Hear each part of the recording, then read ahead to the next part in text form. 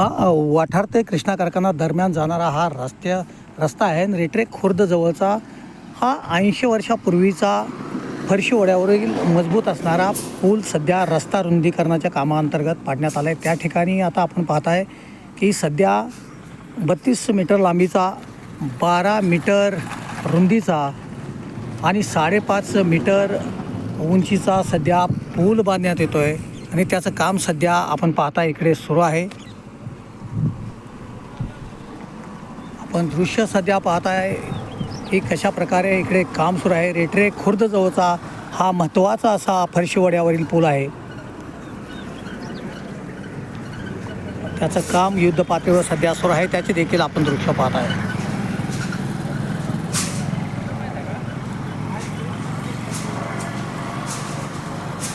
या पुलाची जी उंची आहे ती 5.5 मीटर उंची आहे, 12 मीटर रुंदी आहे आणि 33 मीटर लांबी या पुलाची आहे. हे रेटरेक खुर्दजवळ फरशी ओढ्यावर हा पूल सध्या उभारण्यात येतो आहे. आपण हे दृश्य पाहताय रेटरेक खुर्द येथून.